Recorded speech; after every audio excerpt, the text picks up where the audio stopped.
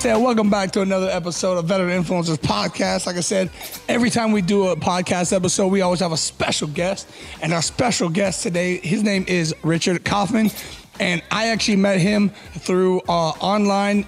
And actually, no, I met you through the post, right? What was it? Vetrepreneurs?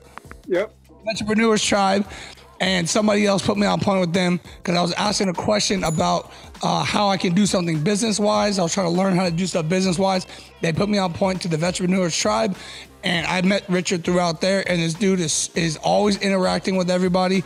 He's always going out of his way to help people with whatever questions. He's constantly posting and being interactive with everybody.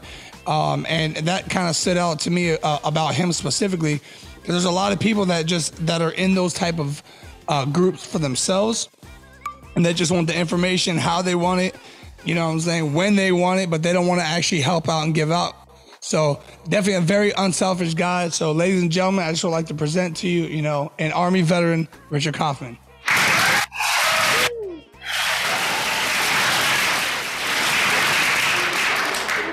I got my fans out there. Woo! They cheering for you, son. That's it. Cheering. I got my music, my walk-in music, like in WWE. Dude, I'm telling you, man. Like, I actually have that. That's one of the things that I plan on doing, is having somebody like record me as I walk into my chair, and when I go to sit down before doing an interview, like dum dum dum dum dum dum. You know, have something kind of cool that that sticks out. That would be so dope, man. Well, that's what I do. Like, if I ever actually go speak at a place, I'll actually have them play some Eminem "Lose Yourself," because that song gets bumping, and I'm like, oh yeah, it gets me going. You know, do a couple of push-ups before I get to the mic, and it's like it's on, man. Oh man, that's funny. You know, that's true though. You know what I'm saying? I know a lot of people that before they actually get onto, before they get on the camera, there's like, let me get these reps in real quick. Look a little extra swole. Actually, I just got done working out prior to this, but I wasn't doing it because I'm going on camera or anything like that. You know what I'm saying? I just decided to do it because I like to work out, and I kind of waited till the last minute to do it. I was just doing too many things today, so. Well, I like that. I just like drinking my pre-workout and repping my sponsors whenever I get a chance. You know, so that's how I do. You know. You see what I'm saying? And this is why I'm trying to get like you.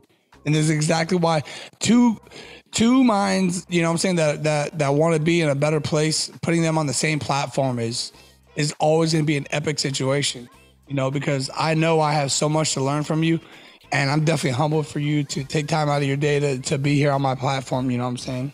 Man, I've had like 3 interviews today. I couldn't wait for the night. I was so pumped up upstairs. I was like, is it 7 o'clock yet? 7 o'clock yet? I got to get there early.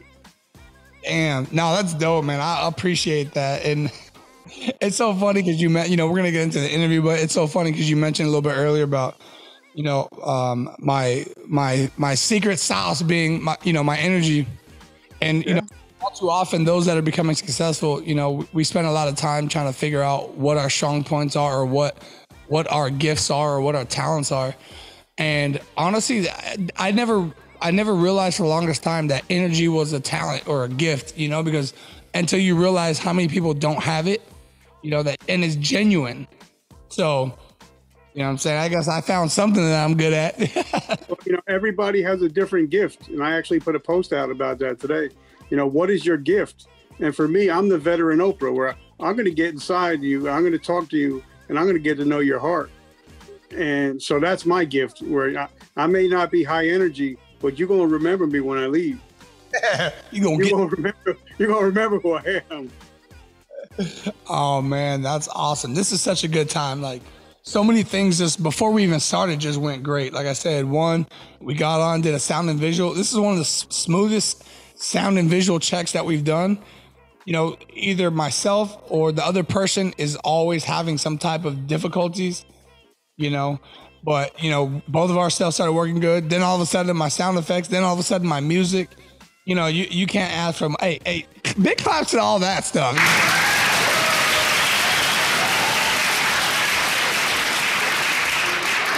Yeah, I'm definitely excited about that. It just randomly stopped working, and I didn't do anything different. And that's what makes me so mad. I think what it is they added a new feature to their, like on one of their updates, and they didn't, you know what I'm saying? They didn't want to tell nobody. And then I go to use it, you know, and all of a sudden my stuff just randomly stopped working. Well, now I come on and because I'm highly favored, good things happen. Miracle man. But hey, you know, let's go on and get started a little bit. So typically the structure that I do my interviews on, we kind of talk about early life, talk about time before the military, transitioning into the military, your early experience in the military, transitioning out, and then life after. All right. Simple timeline, but, you know, we can kind of veer to the left or the right. But, you know, I want to give everybody, especially because this is your first time here on my platform, I want to give everybody a picture of who you are exactly. So if you can kind of introduce yourself, I know I did a little bit already, and kind of talk about your early childhood, and then, we'll continue to move from there. All right. So before we all get that started, I want your audience to know that I am the only guy you're ever going to meet that has been thrown out of a crack house. That's how kind of bad a person I was before I started turning my life around. But my dad left when I was like 3 months old. My mom was an addict. I moved around a lot. Now we're talking, you know, early childhood. Went to about 10 or 12 different schools before high school. Had my first drink at 12, straight up alcoholic by the age of 13, full blown. Quit school at 16 and joined the military at 17. Shipped the day I turned 18, and I did 2.5 years in the active duty, but I found drugs on active duty, and I became a drug addict and an alcoholic on active duty, and they eventually threw me out for being a drug addict and an alcoholic. So my career didn't start off that great in the military. Now I did come back for a second tour, and I did over 20 years. Hey, you know what? Let's talk about that.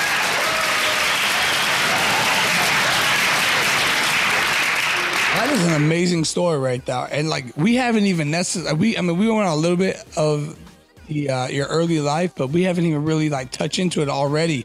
You know what I'm saying? Inspiration from that, because I'm sure that there's some other people that are out there that can already resonate to that story.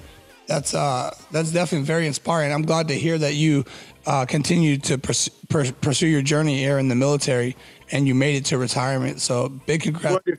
But now, again, a part of my story is I joined the military again, and I was still getting in trouble.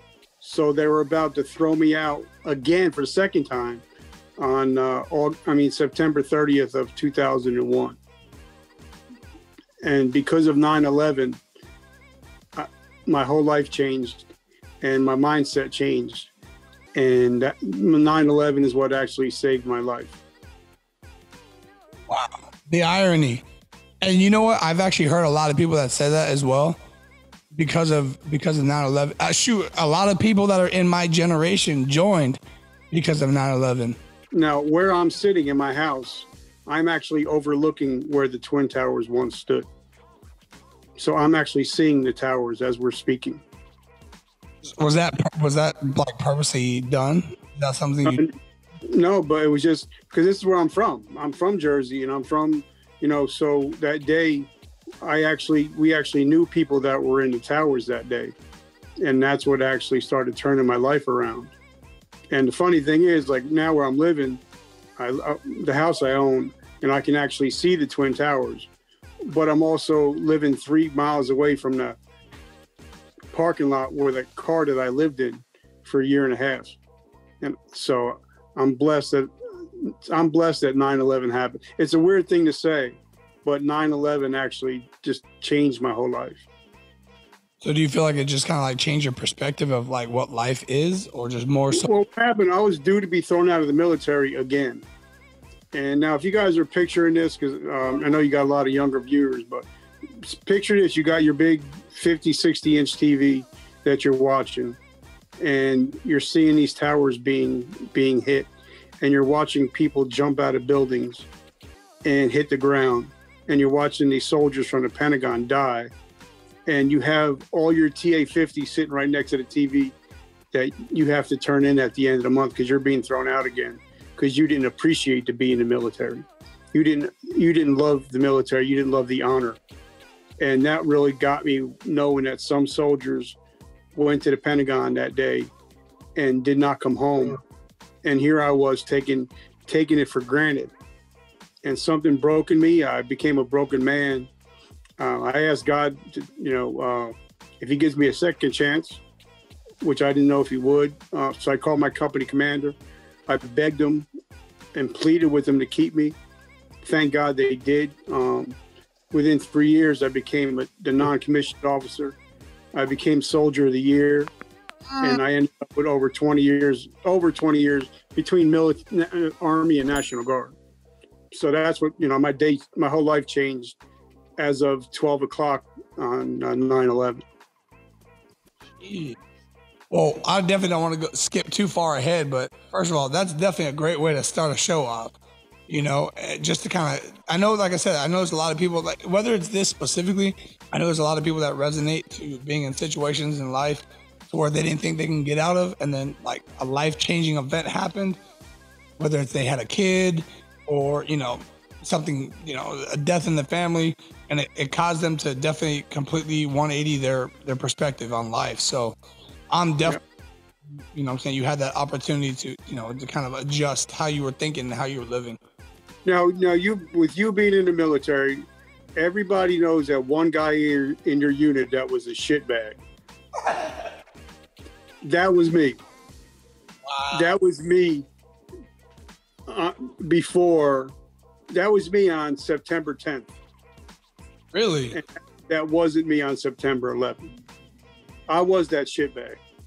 I was the guy that would come to formation drunk, would come uniform looking like they slept in it. I was the guy you guys didn't want to have a weapon. That was me.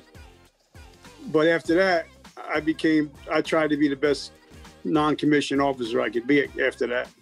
I changed my whole life.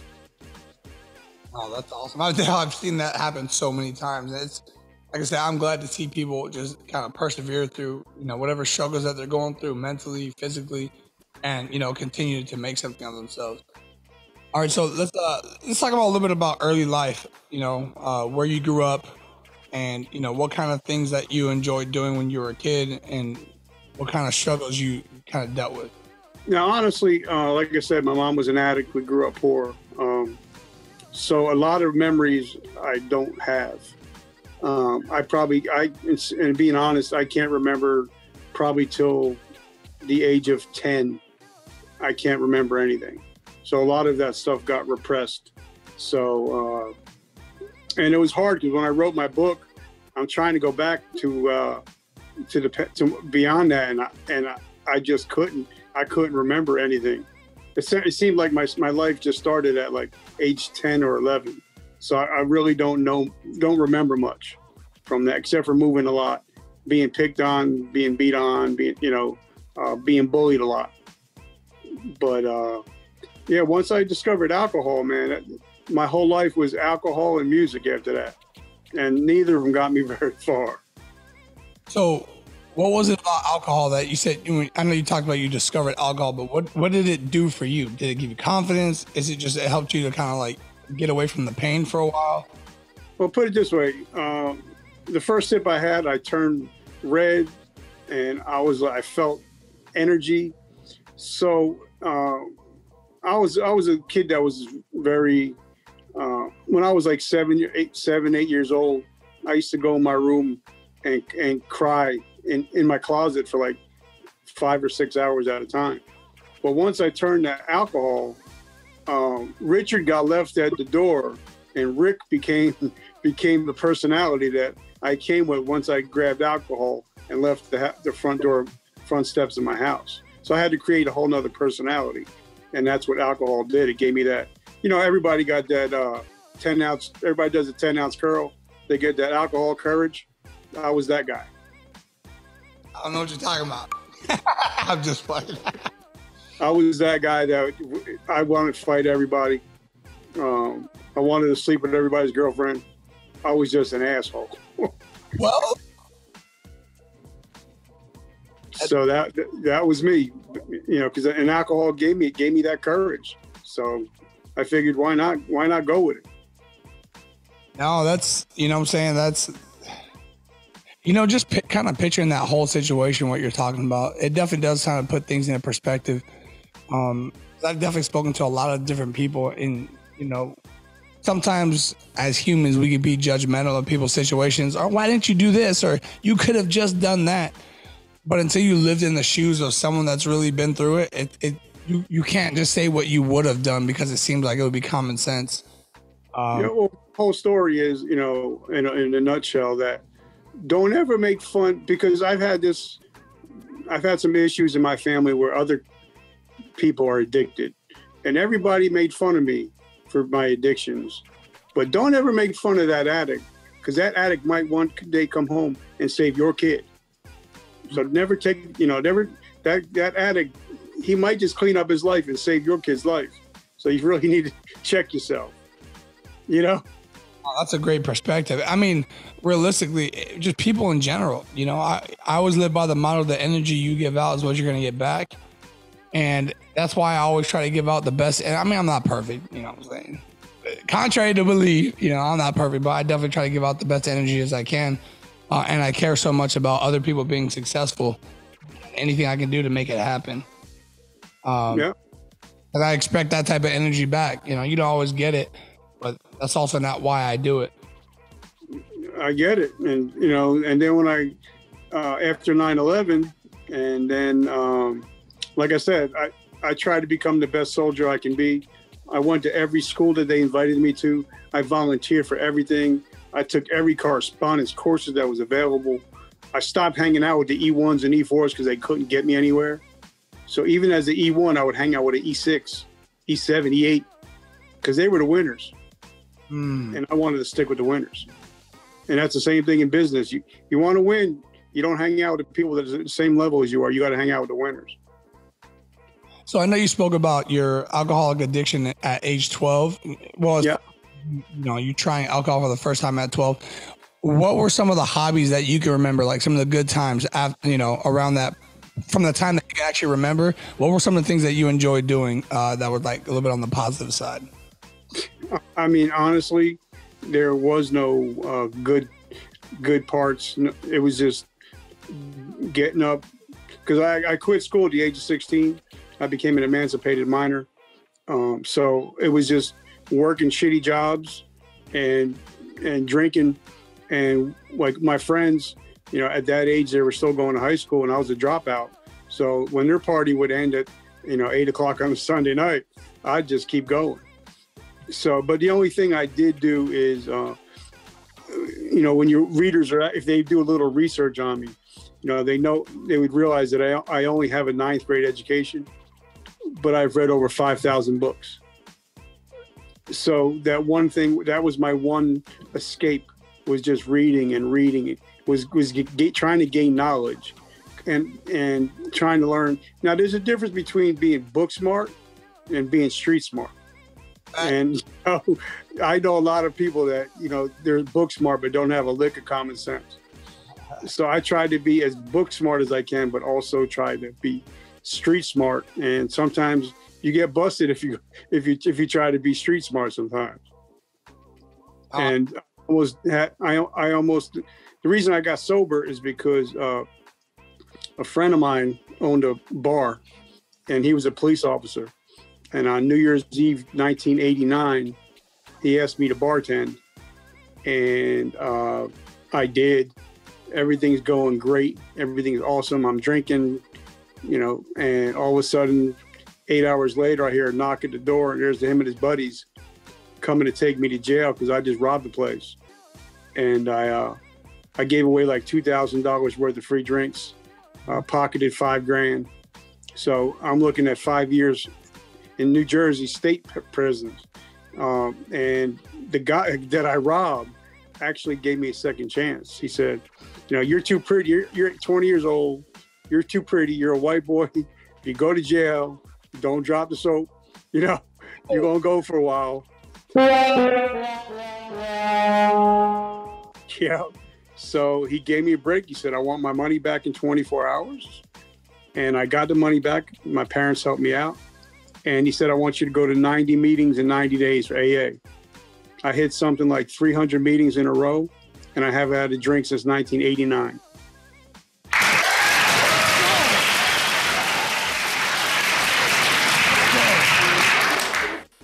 Holy crap, that's amazing. Yes, I guess that's why they call me the comeback coach, because I just keep coming back from crap. Wait, you haven't had a drink since 1989? 1989, and I was 20 years old when I quit. So I drank more than that 7 years than most adults ever did in their life. Oh my goodness. Yo, I haven't had anything stronger than an aspirin since 1989. And this story, man, no wonder you're always on there telling your story and interviewing people. Your story needs to be making it around. This is an amazing story. You ain't heard the best part yet. We still got time. We still got time. Well, hold on. So now we kind of like talked about your, what you remember from your child life as much as possible. A lot of it had to do with drinking, going to parties. And so what was the moment that made you say, you know what, I want to join the military?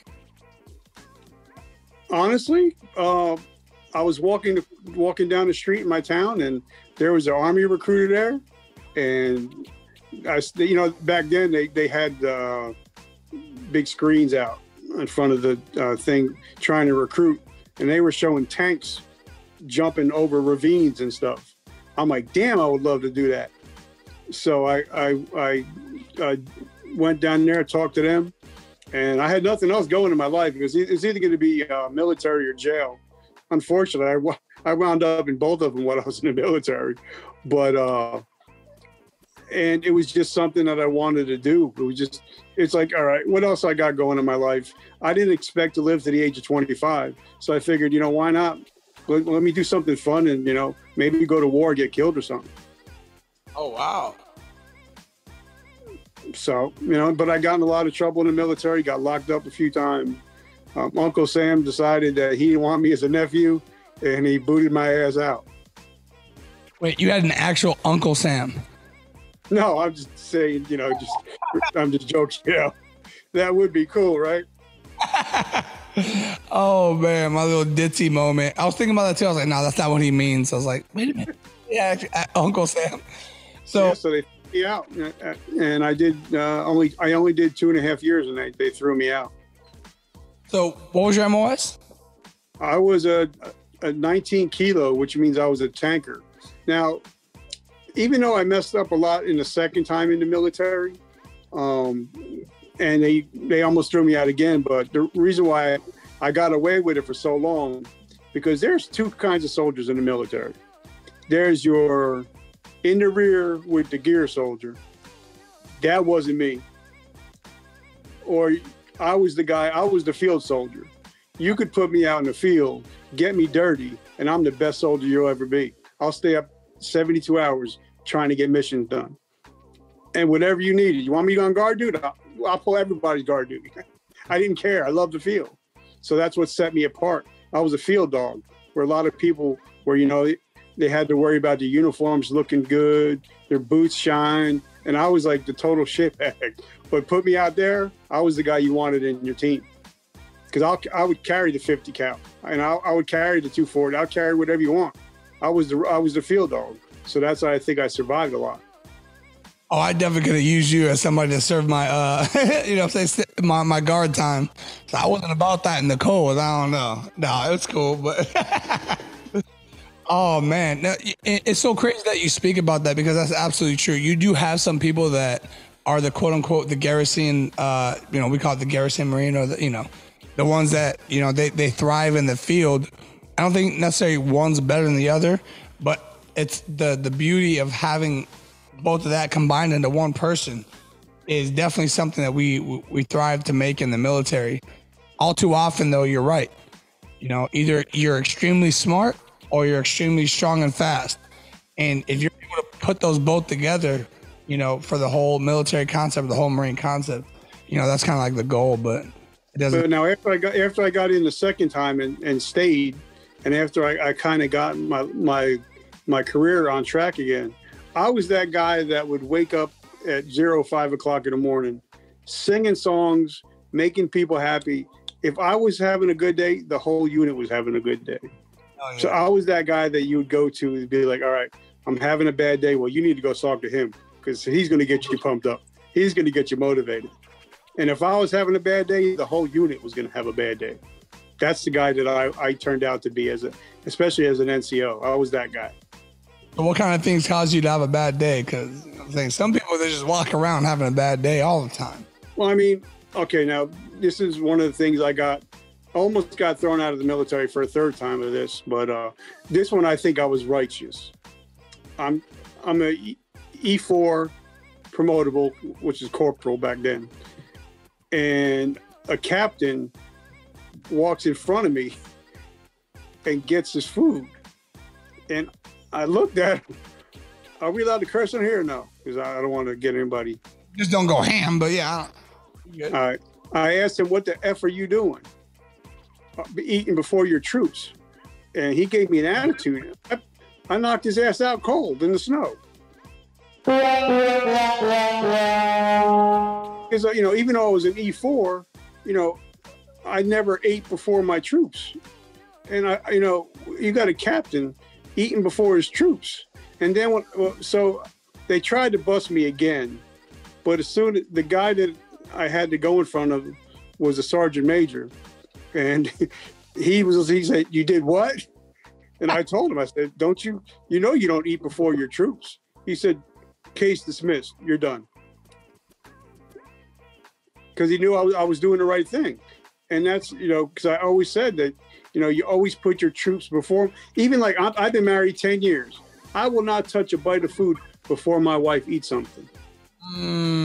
That's why Or my kids. I'll make sure that my kids eat first. My wife eats first. And that's something I've always took as being, there's in the Army, I don't know if they have it in the Marine Corps, they call it the Nco Creed. And I always lived by that Nco Creed. And I still live by that you put people first. Like if there's only 3 pieces of chicken and I got, 3 kids, they're going to eat first. Nice.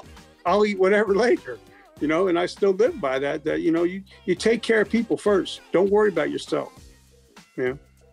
Sorry, that was a little tangent, but I like that. And I'm not telling anybody to go out there and knock your captain out. By all means, I'm not saying that, but the concept is definitely strong. And I'll tell you what, there's a lot of people that would not be able to survive in that time.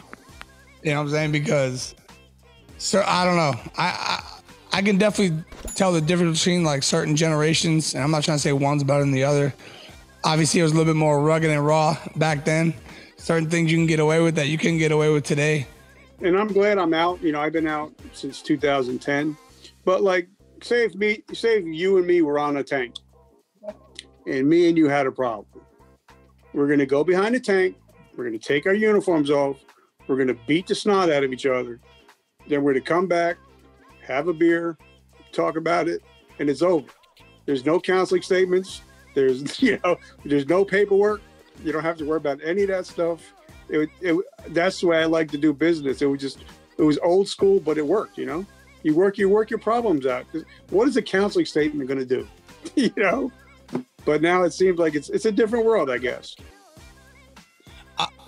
See, I don't want to speak too much on it, but I'm gonna tell you right now that wouldn't work too much possibly with this generation. And this isn't a diss. I don't even know if I'll have to say that, but certain people like to, what do they say? They like to write checks they can't cash. Mm-hmm. They like to say things and think, oh, you can't do anything to me, so that's why I get away with saying it. And that translates to the troops a lot because then they end up not respecting it. You can't call your troops the B word or, what I'm saying, or stuff like that, or belittle them and expect them not to, what I'm saying, have some type of animosity towards you. So, yeah. But now, I don't know if I could tell the story real quick, but it was in my book, and everybody always asks me about it. Being from New Jersey, I grew up around a lot of Italians, a lot of guys that were mafia, they're all mobbed up, and they use a certain word that we're not supposed to use, the N word, and they used it a lot. And here I am as a kid from Jersey. I get to my first unit, and I was, like I said, I was a dirtbag. And my platoon leader, or my squad leader, he was a big brother. He was from, I think, Arkansas, Alabama. And we got in an argument, and I called him the N-word.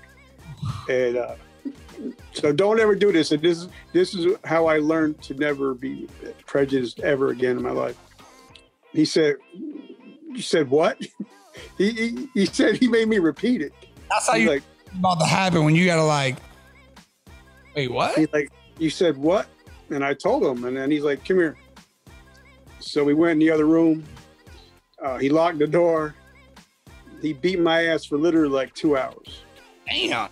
I mean, he was like 6'5", 250, and he was a country strong boy from Alabama. You picked up my, and then, now get this, he sat me down, grabbed me a beer, and he told me his story of his family, about how his family were slaves and how why that word is so bad. And we became best friends, and we're still best friends to this day. And that's why I'll say a lot of stuff, but you'll never hear a racial word come out of my mouth. And the funny thing is, I actually got the chance to live with that family for over 2.5 years one time. Wow. So, that's crazy. That just all come back around. Yep. And we're still best friends to this day. Hey. And he calls me honky, he calls me cracker, and it's all good. Yeah. Oh no! Now I'm gonna have to blank that part out. No, that's crazy, man. Because there's certain tolerances in the world that certain people, they're like not even willing to forgive, and for him to, oh no, I mean, you still got the paws put on you. You know what I'm saying? I got beat. I mean, I was bloody, and I was beat up, but. Well, I mean, we sat there, had a beer together, talked for a couple hours. Yeah. We just became best friends. And once you realize what another person and their family goes through, is when you start really realizing, we're all the same. No matter what it is, we're all the same. So that was one of my big things that I tell everybody. I'm like, no, you'll never catch me. When they say never, I tell you never. You'll never hear me say that word, ever. Oh, that's definitely an inspiring type story, just to kind of see, he could have definitely, went right with that. I don't know what, as far as paperwork, how that would have worked back then. Not back in 1986. So it was a different time, brother. Yeah. Different time. I can only imagine. Yeah, but so I learned so many great things in the military. And then whatever you want to talk about, then we can go on to the next thing whenever you want.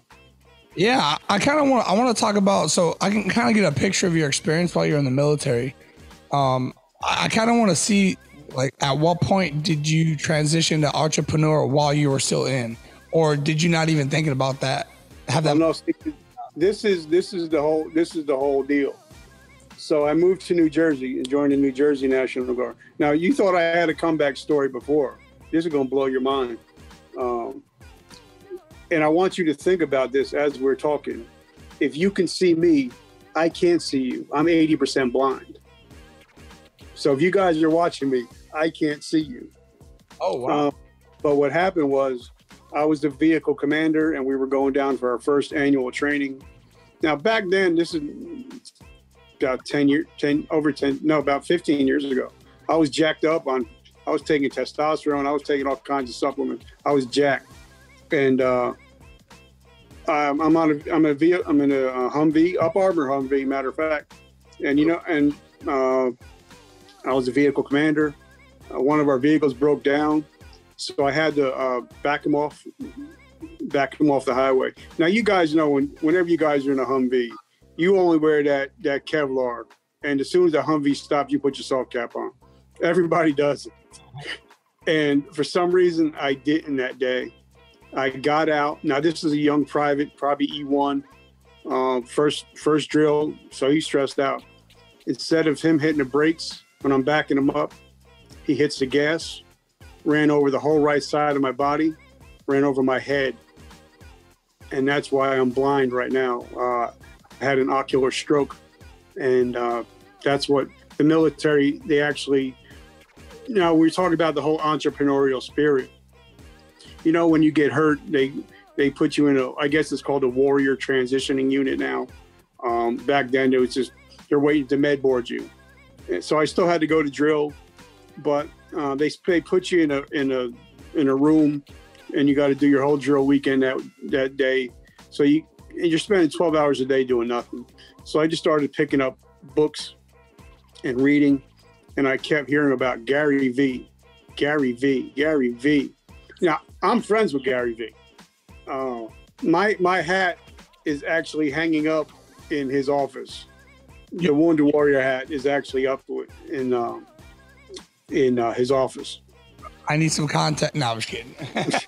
So like I said, and as this time, I'm reading book after book after book on, I figured, okay, I can't see anymore. I'm going to be thrown out of the military, so I got to do something. Now, this whole time that I've been in the military, I've either worked at a GNC, I've worked at vitamin shops, I worked at gyms. So this whole time, I'm working with guys from like the WWE, Major League Baseball, NBA players. I'm helping them getting physically stronger. And so I decided, all right, what am I going to do now? I'm losing my career. I lost my eyesight. So now I have to figure out something to do. And that's when I started reading, like I said, about Gary V. And then for some freak chance, I called his father's liquor store, because his father owns a liquor store like 20 minutes from my house. I said, when's Gary going to be there? He said, he's going to be here Wednesday. I went down there and met him when he got there. So I actually bombarded Gary V. And so we were talking a little bit. And that's when I decided, there's got to be something to this social media that I can help out people. And when people hear my story, all the comebacks, maybe I can help somebody. And that's when the whole comeback coach thing started. That's when the book happened. And that's when I just started to reach out and trying to help as many people as I can. Through what Gary taught me, that your legacy is more valuable than your currency. Mm. So I just started thinking about more legacy. And that's how it all started, man. That is awesome. So you speak about your book. Can you let everybody know what your book is called? I'm assuming it's still out for purchase. And the great thing, you hear a lot of people, they talk about, like I got my own merch. I got my own hats, T-shirts, and the book. It's on Amazon Kindle. It's called A Hero's Journey from Darkness to Light.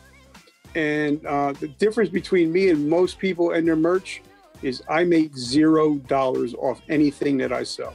It all goes to help veterans and first responders dealing with PTSD, traumatic brain injury. So I make no money off anything that I ever sell. And that's on purpose. I do that on purpose. But you can find it on Kindle.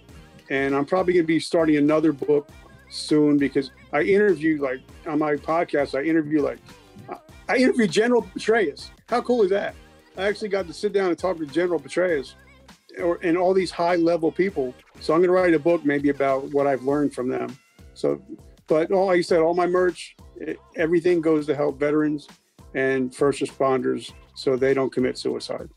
That's my whole goal.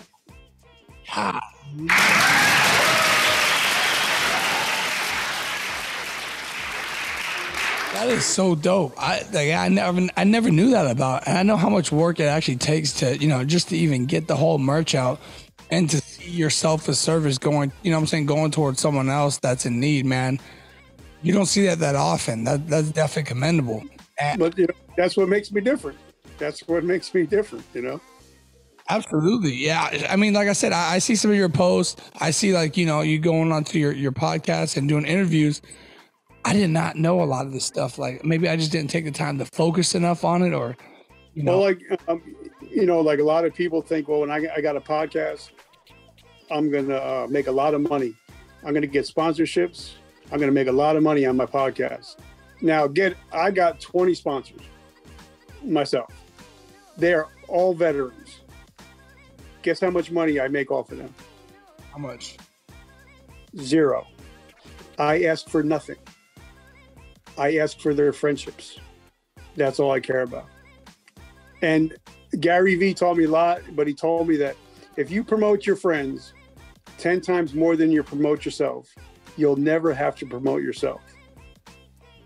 So that's the way I'm going about business. And it's very contrary to what you think.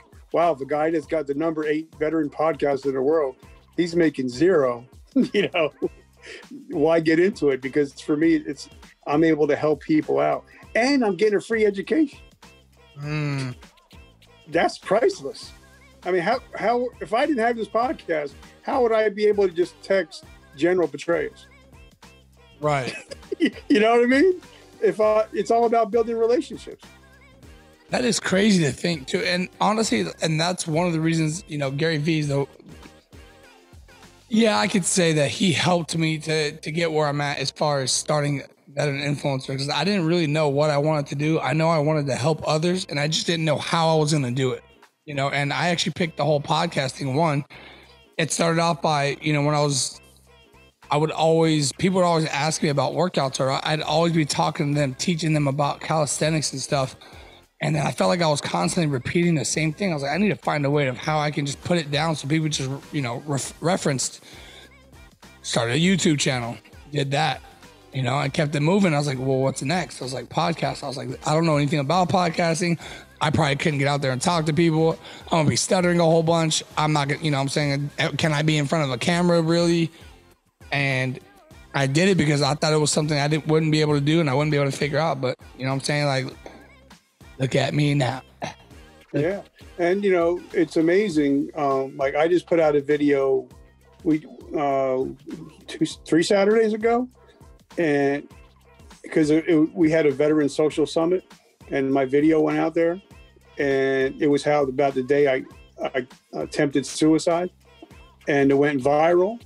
And now I'm actually having my own event February 3rd.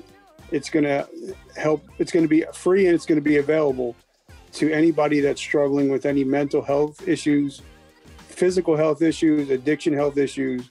We're having I'm having my own branded event coming up in April.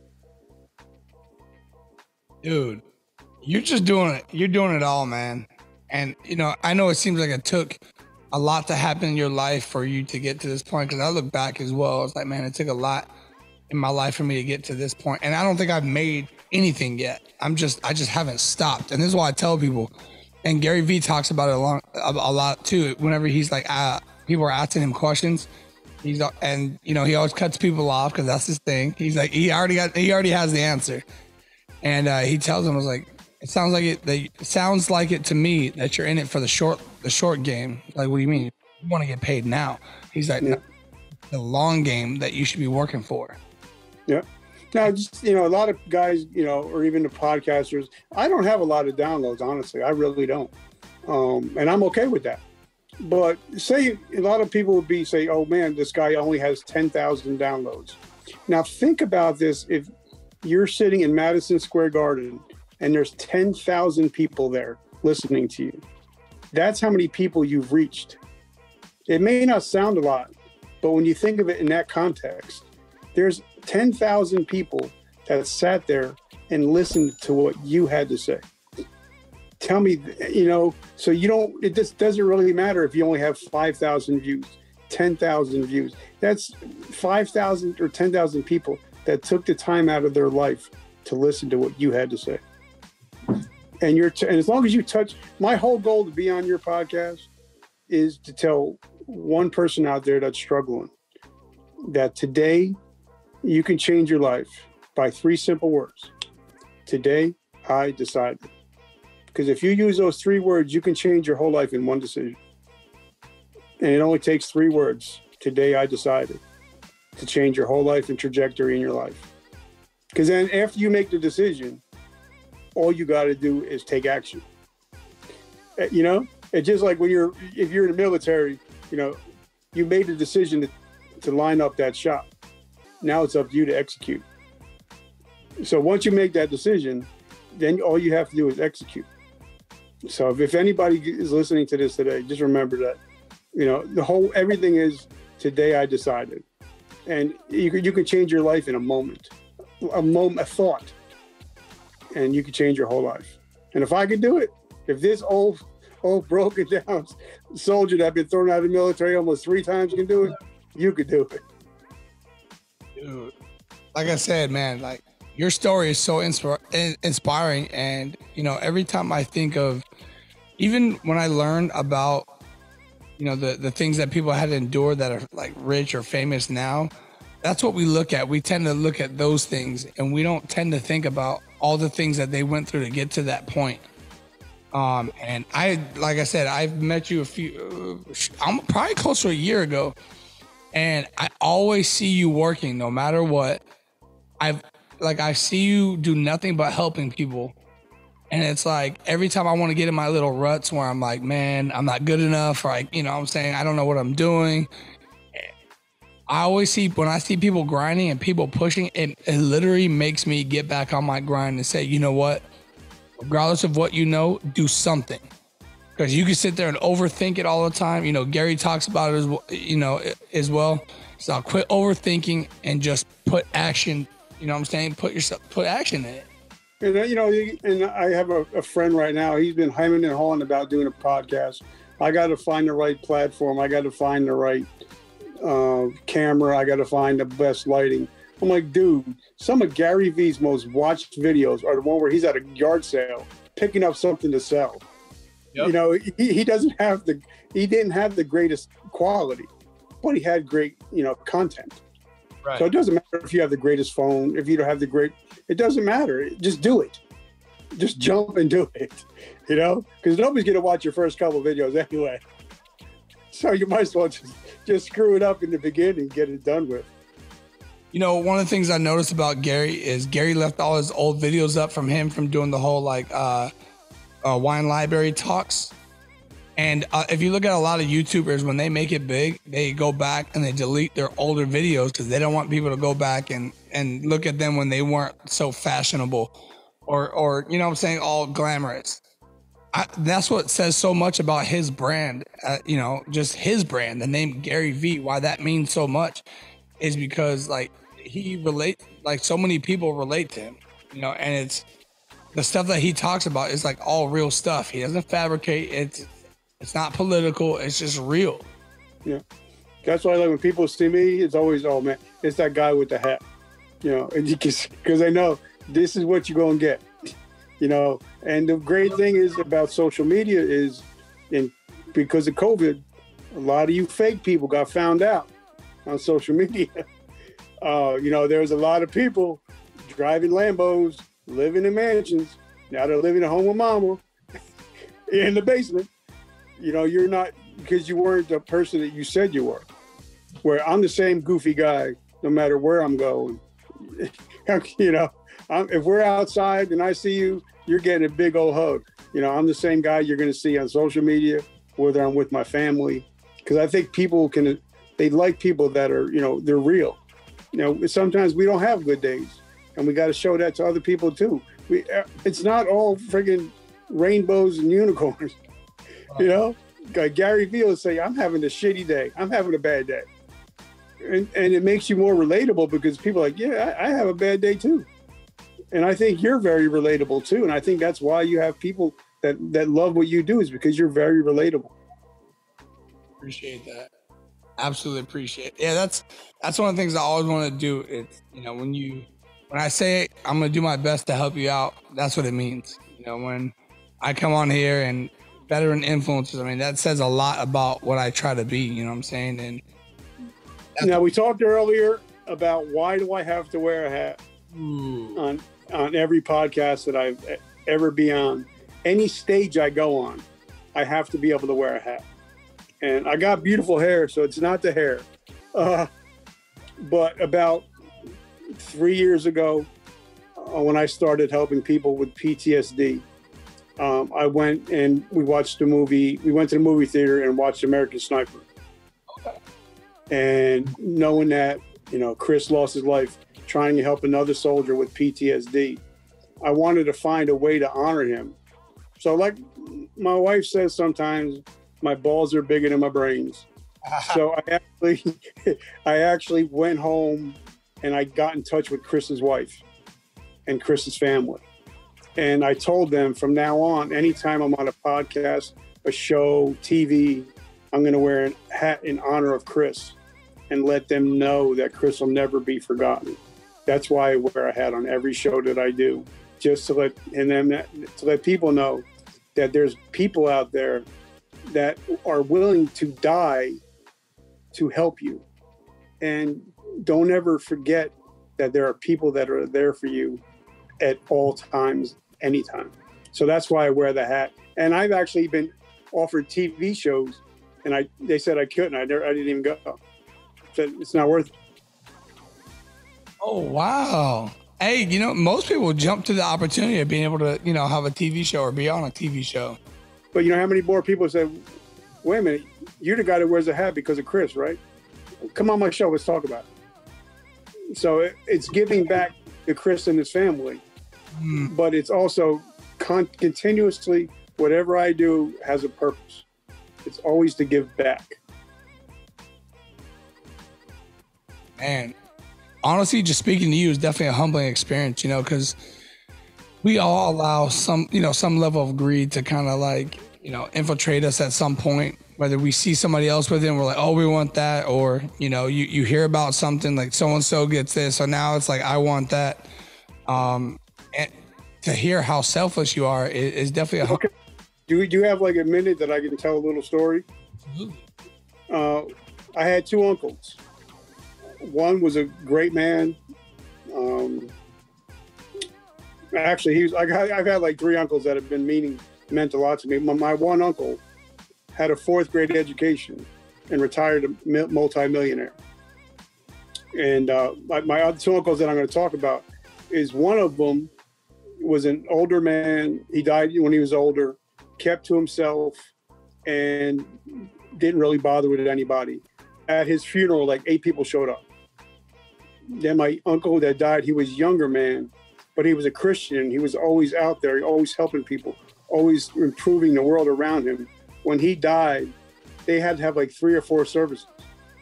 And as I sat in his funeral, I started thinking, what are people going to say to me at my funeral? What legacy am I leaving? And that's when I decided, when Gary says your legacy will be more valuable than your currency. And I believe that, because we come in this world in the hospital, we're going to leave on the hospital.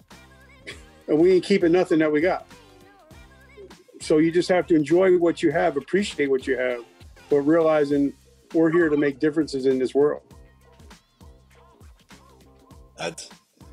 Yeah, I've heard something similar to that. I don't know if it was necessarily from Gary Vee, but that's often a question that I ask myself, Some people are like, oh, you don't need to be asking that, or, you shouldn't even think like that. But I do think like that.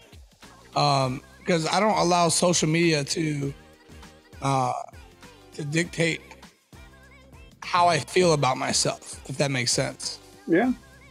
And I listen, I've had the highs and success, and I've had the lows, and I'm like, man, like nobody's supporting type thing. But honestly, at the end of the day, none of that even matters. Even though we want it to matter, even though we want to, the more views I get, those views don't matter. Because I'm going to tell you right now, most people that are, worried about getting views aren't even getting paid from those views. They just like to see views, like a status. I don't need social media to give me a status of who I am. You know what I'm saying? Because my status to me is already solidified on who I am. I don't. Yep, and I totally agree with you. And think about this, I think, because I have like whatever it is, whatever the limit is on Facebook, or like 5,000 friends or whatever. All right. But when I was sick in the hospital a while ago, my kids and my wife were the only ones that were around me. Where is everybody else? It doesn't matter. All those friends, all those likes, all those followers, it don't matter. Yeah. So you have to really break it down to think, okay, you have to, a lot of people, they worry so much, or even in business, let's talk business a minute. Everybody worried about being worldwide recognized, but you're not even a celebrity in your own hometown. Take care of your hometown first. then you could become worried about being a celebrity around the world. Take care of take care of your own, and then you'll be able to take care of everybody else. You're a celebrity on your street first. You know what I'm saying? You don't even know. And if people in your neighborhood don't know what you do, then you're not doing a good job. No, you know what I'm saying? That's a great perspective too. That's a great perspective. And if you have friends and they don't even know you own a business, you're not doing a good enough job. Yeah, that's a fact. That's a fact. There's definitely that fine line between feeling like you're kind of spamming your friends and trying to promote your business as well. Well, that's why, Gary says, like, if you promote your friends 10 times more than you promote yourself, you'll never have to promote yourself. And the way I look at it is, you'll hear a lot of people talking about I, and I. There's a saying that heroes talk about themselves, but legends get talked about. I'd rather get talked about.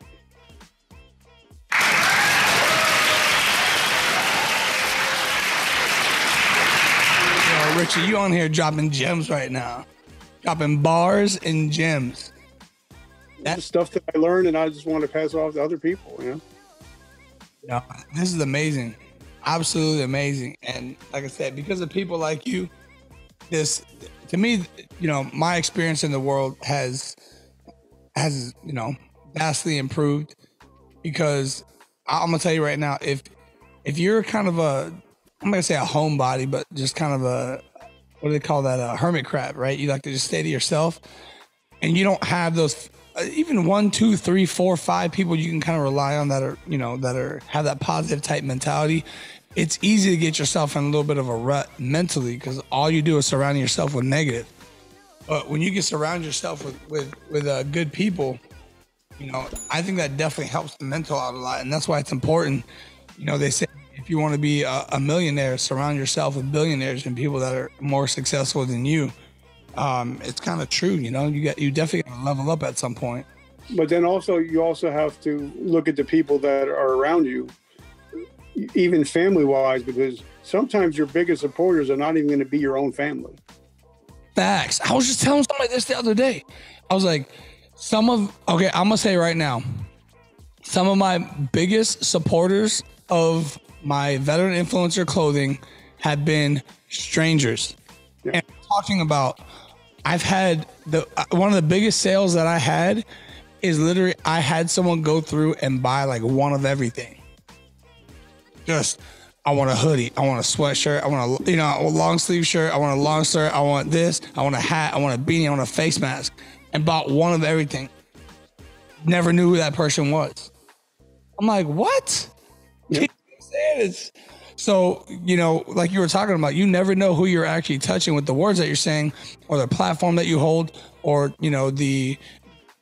or even the people that you bring on your platform, the things that you do, how hard you're grinding. I get messages all the time like, hey man, I appreciate how much you grind, and no matter how much of a wall you run into, you never quit, you never give up, which is actually one of the things I have on the back of my, not this hoodie, but I just ordered one.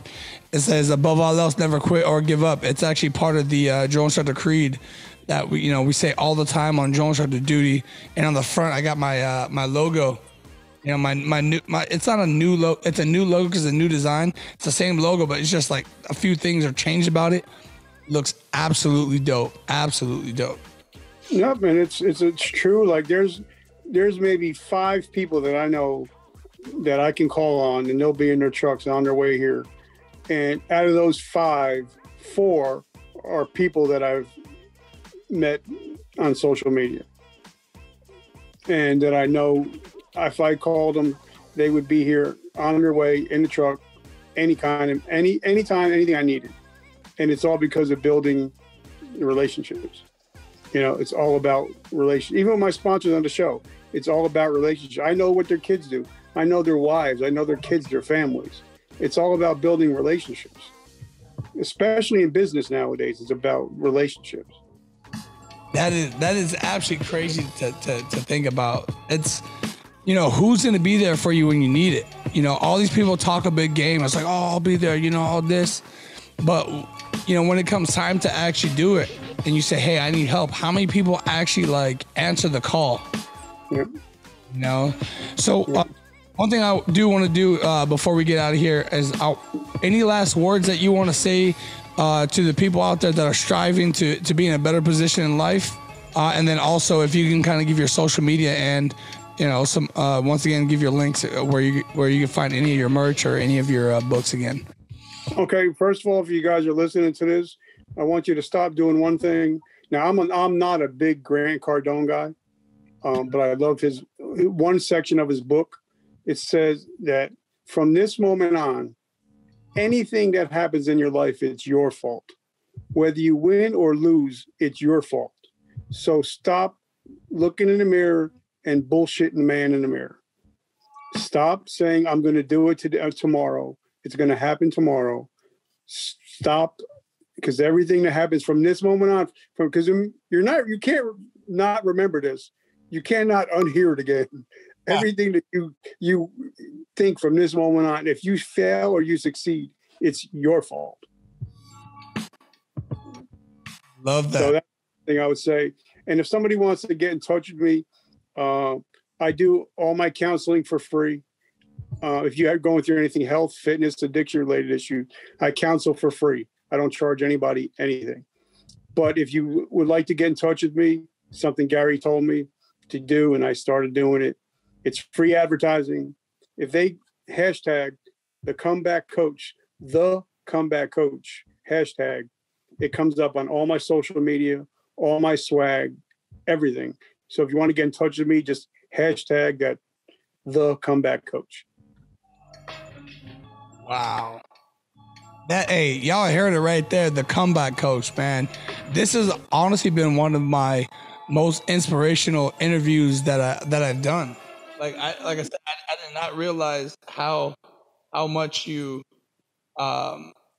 information and things that are like relatable to all the people that are out there that you be able to kind of spiel throughout the show, man. That is absolutely awesome. Well, I'm truly humbled and grateful that you invited me to come on. Absolutely. Hey, you know what I'm saying? You know, veteran influencers is going to make this, you know, it's going to be the next comeback kid, you know?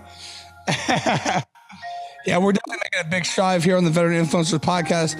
One of the goals that I have is one day I want to get to a point to where my foundation and my, I'm not going to say, I don't like to say status because that sounds kind of pompous, but my platform is at a point to where when somebody shows up as a guest, instant 10,000 followers, 20,000 followers, instant 10,000 new sales. Of like, oh, you know what I'm saying? Who is this person? Who is that person?